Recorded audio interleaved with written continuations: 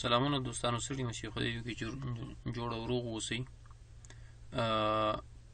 زموږ نننی درس چې کوم یو ده، دویم لیکچر ده او د ساختماني موادو د ډلې څخه راځو ریګ باندې بحث کوو. مخکې د موضوع د شروع څخه تاسو که چیرې زموږ چینل نه وي سبسکرایب کړئ، د سره سبسکرایب یې کړئ او د بیل آیکن هم ووهئ تر څو تر ټولو وړاندې تاسو ته نوې ویډیو چې کوم اپلوډ کېږي تاسو ته ورسېږي. راځو په موضوع باندې پیل کوو. ریګ یا شګه یا سینډ. ریګ بعضې خلک ورته ریګ وایي، بعضې ورته شګه ویل کېږي. په ساده اصطلاح باندې که چیرې وغږېږو، شګه عموما کاریګر یا ګلکار دا لفظ زیات استعمالوي. دا د ساختماني موادو له جملې څخه ده چې په زیاته اندازه د هر ډول ساختمانونو کې استفاده کېږي او د کانکریټ د مهمو اجزاو څخه شمېرل کېږي. شګه که چیرې په کانکریټو کې موږ څخه بحث وکړو، په کانکریټو کې استفاده کېږي د څه په خاطر باندې چې کله کرش واچول سي راځي، نور موضوعات هم راځي، کرش نه بحث وکړو یا جغل نه د خالیګاو د ډکولو په خاطر ورګې استفاده کېږي. د شګې عموما مختلف ځایونو کې پیدا کېږي، د هغو ډلې څخه لاندې ځایونه دي. په سیندونو کې پیدا کېږي، د بحرونو کې کله چې څپې راځي خاوره ځان سره وړي او دغه شګه پاتې کېږي. په یو وخت کې بیا داسې کېږي چې دغه اوبه بیخي د بحر د صاف ښکاري، ولې چې هغه شګه پرته وي، شګه په خپل ځان کې خاوره نه لري. د دې په خاطر چې اوبه دوامدار راسي ورباندې دغه خاوره له ځان سره ویسي، دغه شګه ووینځل سي. دا وروسته راځو بحث بیا ترې نه کوو د خاورینې شګه وینځل. د خوړونو کې پیدا کېږي، کله چې سیلاب راوځي دغه کرش یا جغل، کرش عموما نه راځي، جغل به یې وښیو، کرش مصنوعي ده. جغل ځان سره وړي او دغه ریګ دې کې بعضو کې چې اکثرو کې جغل کې ریګ شامل وي، خو بعضې وختونو کې دغه ریګ یا شګه دا ترېنه ډډې ته راځي. د خوړونو کوم یو شګه چې ده د دې سایز بیا لږ غټ ده. بل شیلي دي، شیلي لکه په ډاګونه دي، په ډاګو کې د اوبو خپله د کوم کوچنۍ کومه کیچمنټ ایریا چې ده واټر شیډ، په دې کې اوبه راځي لارې خوا نه، دغه ځان سره خاوره راوړي، د خاوره په خړه باندې بدلېږي، په خړه کې ترې نه ځي او شګه پاتې کېږي، ریګ پاتې کېږي. دغه وړي ځایونو کې دا اکثره پیدا کېږي. او بل ماشیني شګه ده یا ریګ ده. ماشیني ریګ ته په ساده اصطلاح کې عموما ماشیني ریګ ته ریګ نه ویل کېږي، هغه ته خاکه ویل کېږي. هغه د لویو ډبرو د ماتېدو له وجې نه لاسته راځي. د ماشیني ریګ څخه په لویو پروژو کې استفاده کېږي ځکه چې دا ښه کیفیت لري، لکه پلونه، پلچکونه او داسې نور. په ماشیني ریګ کې یا ماشیني شګه کې دغه ذرات دغه کله چې لوی تیږې ماتېږي لکه کرش جوړېږي. عموما کرش پلانټونو کې کرش څخه بحث کوو، د کرش د سایز څخه چې په څومره سایز باندې کرش پیدا کېږي. دا غلبیلونه لګېدلي دي، په غلبیلونو څخه وځي. دا په مختلفو سایزونو وي. بیا اکثره په بعضو ځایونو کې چې کومه ساحه کې د زیات پیدا کېږي، بیا له ریګ نه استفاده نه کوي، بیا له جغل نه استفاده کوي، خاکې نه استفاده کوي. خاکه نظر ریګ ته مؤثر ده ځکه د لویو تیږو د ماتېدو څخه لاسته راغلی او د برداشت قابلیت هم زیات ده. د دې عموما په دولتي پروژو کې له خاکې څخه استفاده کېږي. خاکې څخه د دې په خاطر استفاده کېږي، کله استفاده ترې نه کېږي کله چې د پروژې دغه کوم یو فنډ یا بودیجه چې کومه ده د زیاته وي، یا په محاسباتو کې ورته ونیول چې په هغه وخت کې ترې استفاده کېږي.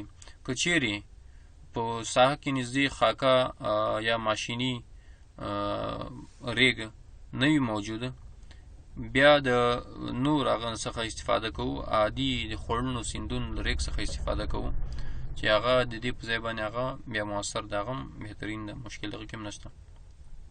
خو عموما له خاکې څخه په لویو پروژو کې استفاده کیږي، لکه لوی ودانۍ شي، بلډینګونه سول، پلونه سول، پلچکونو د پلچک کوم سلبونه سي دي، په دې څخه استفاده کیږي، او نور داسې ډېر زیات ځایونه دي چې له دې خاکې څخه استفاده کیږي. بل ریګ یا شګې ډولونه دي.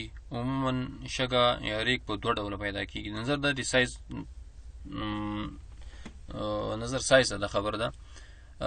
یو عموما میده یا سرمه ریګ ده چې د پلستر او انګافکاري کې زیات استفاده کیږي. پلستر هم تاسو پیژنئ، دیوال ته چې کومې خښتو یا د تیږو دیوال وي، دې ته عموما چې ښوی پلستر ورکول کیږي ملایم. او هنګافکاري کله چې سنګکاري وسي یا تیږې ولګول سي، د دوی د چولو د ډکولو لپاره بیا له سرمه‌يي ریګ یا شګې څخه استفاده کیږي چې ډېر ورته مؤثر ده. بل دویم ډول چې دا نسبت سرمه‌يي ته هغه کې سایز کې غټ ده، دې ته بیا لوی ذرات لرونکي والا هغه ویل کیږي، ریګ ویل کیږي. په کانکریټو کې یا په سنګکاري کې له دې څخه زیاته استفاده کیږي. په کانکریټو کې خاکې څخه او په سنګکاري کې له خاکې څخه استفاده ډېر مؤثر ده، خو په هغه کې بیا پلستر بیا خاکې څخه نه کیږي. عموما په لوی سایز باید چې ولري. بعضې اوقاتو کې به جغل څخه په سنګکاري کې استفاده کیږي او په کانکریټو کې هم استفاده کیږي. خو خاکه یا میده زیات لوی سایز لرونکي یا نسبت میده یا سرمه‌يي ریګ ته سایز کې چې غټ وي، دې څخه په کانکریټو او په سنګکاري کې زیات استفاده کیږي. یا په استنادي دیوالونو کې استفاده ترنه کیږي، هغلته له جغل څخه استفاده هم کیږي، هغه نه هم کیږي ریګ نه. ریګ باید د عضوي موادو څخه پاک وي او خاوره هم ونه لري. عموما عمده مشکل په ریګ کې دا وي، تاسو ته بلند عکسونه ذکر شي، کوم ریګ چې د خړ وي یا د شیلو وي، د دې کې د خاورې د ذراتو اندازه زیاته وي، فیصدي زیاته وي. بیا دې دغه چسپش د سیمنټو بیا دومره مؤثر نه راځي، په منځ کې نورې کوچني ذرات هم راځي. د سیمنټو ذرات او د خاورې ذرات نسبت سره لږ د خاورې ته لوی دي، خو هغه کوم یو د دې چسپش منځ ته راځي دا بیا صحیح نه کیږي. یعنی کوم پلسترکاري چې کله کیږي، که چیرې په داسې ریګ څخه یا شګې څخه استفاده وشي چې په هغې کې د خاورې ذرات موجود وي، خو هغه تر ډېر کم وخته پورې دوام کوي. اول ځان نه نیسي، که ځان یې هم نیو خو تر ډېر وخته پورې هغه دوام نه کوي. د لږ اوبو خوړلو په وخت کې لکه خاټه د خټین دیوال ته چې کله موږ اوبه ورکړو، دا راپستېږي، داسې دا سیمټ هم پستېږي چې دوامداره اوبو یا دوامداره یو څه وخت لپاره اوبو سره په تماس کې سي، بیا شړېږي. بل په ریګ کې د خاورې معلومول. په ریګ کې خاوره څنګه معلومیږي؟ په درې طریقې موجودې دي. عموما په سټنډرډ لحاظ باندې دوه طریقې دي، خو دلته یو بله طریقه تاسو ته یادونه ترېنه کومه، دا هم ډېر مؤثره طریقه ده او معلومیږي، نو تاسو تجربه وکړئ. په موټي کې کلکوالی، تاسو به داسې کار وکړئ، ریګ به راواخلئ، په موټي کې به یې ونیسئ. که چیرې بیا به دا یو وخت لپاره ونیسئ، فشار به ورکړئ، بیا به دا خطا کوي، لاس به سنډوئ نه، لاس ته به وګورئ، واضح معلومیږي. که چیرې ستاسو لاس سپیره وي، د دې معنی دا ده چې دې ریګ کې خاوره ده.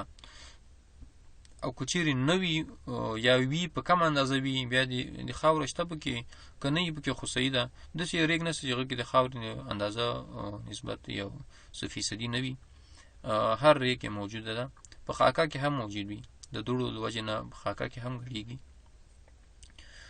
نو یو طریقه یې دا ده، تاسو ته بیا معلومیږي چې که چیرې د خاورې فیصدي ورکې زیات دی، تاسو ته واضح معلومیږي چې لاس زیات په خاوره ده، په ګرد باندې ده، نو د دې ریګ څخه بیا استفاده مه کوئ. بله طریقه یې په ګلاس کې د اوبو کې معلومول دي. تاسو به وکړئ، په یو معلوم اندازه هغه به راواخلئ، معلوم اندازه یو موټی راواخلئ، په ګلاس کې واچوئ، څرګند ګلاس، شیشه‌يي ګلاس کې، دې کې بنده اوبو به ورواچوئ، بیا به دا حل کوي، میکس به یې کوي فل. دغه د خاورې ذرات د اوبو سره مکس کیږي یو خړې اوبه تشکیلوي. د ریګ ذرات ګلاس کې اول تل کې کینی، نیم ساعت دې ته دوام ورکوي، 10 منټه 20 منټه دوام ورکوي، همداسې پرېږدي چېرته چې لاس ورسره ونوي. دغه د خاورې ذرات د اوبو څخه د ریګ د په سر باندې کینی. تاسو بیا واضح معلومیږي چې د دې کې ریګ موجود ده یا نه ده موجوده. بله طریقه یې هغه د باد ته دوړول دي. بله طریقه یې دریمه طریقه یې داسې ده چې هغه عموما ترې استفاده کېږي. موټی کې به ریګ راواخلئ، کوم باد لګېږي جهت یې خپله معلومیږي. تاسو به چې نرم نرم دا ریګ پرېږدئ، مځکې په طرف به یې پرېږدئ. که چېرې د ریګ دوړه کوله، په دې باندې پوه شئ دې کې د خاورې اندازه شته. که چېرې دوړه نه کوله بیا د خاورې اندازه نشته ورکوي. که چېرې دوړه ریګ هم کوي، ځکه د ریګ ذرات هم بعضې وخت سرمهي ریګ وي، دغه ذرات هم کوچني دي، هغه هم دوړه کوي د دوړې په شکل باندې. که چېرې داسې ولو لاس نه په وتو سره ډایرکټ دوړه شروع کوله، تاسو په دوړه باندې بیا هلته واضح ورباندې پیږئ، نو هغه بیا د خاورې ذرات مځکې ته نه رسېږي. که رسېږي هم ډېر په لرې فاصله باندې لرې ځي، هلته بیا مځکې ته کښته کېږي. او د ریګ چې دي، د ریګ ذرات چې دي داسې زیات لرې لاړ څخه 2 متره لرې ځي، دغه سرمهي ریګ چې کوم یو ده، او دغه لوی لوی ذرات والا ذره غټ سایز چې ولري ریګ، هغه په مغصات باندې ډایرکټ هم مځکې ته کښته کېږي. د حل لاره یې که چېرې خاوره ولري، وختي مې تاسو ته په اول سلایډ کې دا ذکر کړه، د بحرونو کوم یو یا سیندونو کوم یو ریګ چې ده دلته چې کوم پیدا کېږي، هغه ولې په بعضې وختونو کې د بحر د غاړې کوم یو غاړې ته چې کوم یو راځي دا ډېر روڼې ښکاري، صفا سوتره وي. وجنه علت یې همدا ده چې هغه ریګ وینځل شوی وي، خاوره نه وي ورکې، د دې په خاطر باندې هغه صفا ښکاري. که ریګ کې خاوره وي، د مینځلو په واسطه ترې لرې کېدی شي. د مینځلو په واسطه باندې څنګه مینځل کېږي لکه د بحر، یا به دې چې کوئ مکس کوئ به یې په یو شي کې ریګ یو اندازه، یو لاسګاډ وي سیار څومره اندازه ستاسو په کار وي، که ډېر زیاته پیمانه وي او صفا ریګ نشي پیدا کولی، دې کې بیا دې چې کوئ ریګ به واچوي، له پاسه به اوبه په یو ډنډ کې ښه به یې مکس کړئ، یو 2 منټه به یې پرېږدئ چې هغه د ریګ ذرات کیني، نور هغه خړې اوبه به غواړوئ. په همدې طریقه باندې مې ورې تاسو تکرار کړم. دا طریقه عموما ډېر زیات فیصدي باندې خاورې ترېنه لرې کېږي. د ریګ وظیفه څه ده؟ د ریګ وظیفه کله چې کانکریټریزي کېږي، دا په خپل یو ګریډ باندې خپل یو کوم نسبتونه چې دي معلوم نسبتونه دي د کانکریټ د جوړولو په خاطر باندې، یا د پلستر کارۍ کې یا د خښتې په لګولو کې تر استفاده کېږي، یا د انګاب کارۍ کې تر استفاده کېږي، په معلوم نسبت باندې ګډېږي. که چېرې کرش سره ګډېږي په کرش یا جغل کې یا کانکریټو کې چې کوم یو هغه استعمالېږي، کانکریټ جوړېږي، په دې وخت کې د ریګ یا شګې وظیفه دا ده چې د جغل یا د کرش ترمنځ چې کوم یو خالیګاوې دي، د دې خالیګاو ډکول د دې وظیفه ده په ساده معنا باندې. دا خالیګاوې ډکوي، که چېرې فشار هم ورباندې راسي په کرش باندې، نو خالیګاوې ډکې وي او فشار برداشت کولی شي. بل که دې مثال ته تاسو وګورئ، دا چپ لاس ته چې کوم یو پیاله ده او ښي لاس ته واضح معلومیږي، چپ لاس ته چې کوم یو ده په دې اندازه کې دغه تر دې اندازې پورې دې ساحې نه تر دې ساحې پورې ده په دې کې خاوره موجوده ده. دا ریګ په اصل کې داسې ریګ و، صفا ستره ریګ ده، خو دغه صفا ریګ ده. ما درته ویلي که چېرې هر رقم ریګ وي، د دوړو د اثره په دې کې خاوره پیدا کېږي، بادونه لګېږي، دوړې یو ساحې نه بلې ساحې ته خاوره باد په واسطه باندې خاوره انتقالېږي، په دې کې ګډېږي، تر دې اندازې نسبت نه تر دې پورې دغه هغه خاوره ورکې موجوده ده. یعنې د شفاف ریګ به ووایو، څه نه څه صفا ده. او دغه اندازه چې ده دې پیاله کې، په دې کې په همدې صفا ریګ کې ما خاوره واچوله، معلوم مې کړه چې څنګه تجربې په خاطر باندې ما داسې وکړه، له دې ساحې نه تر دې ساحې پورې د ټوله خاوره ده، او دې نه کته چې کوم یو ده دا بیا ریګ ده. خو دې کې دوستانو چې په د ریګ یا شګې په هغه به وظیفه باندې، خاصیتونو باندې، سایز باندې په کومه طریقه باندې که چیرې خاوره ولري پاکیږي دغه طریقه یې او اشنایي مور سره پیدا سه کوم ځایونو کې ترې استفاده کیږي نو نور موخ نه نیسم الله مو عمل څخه وخت ولري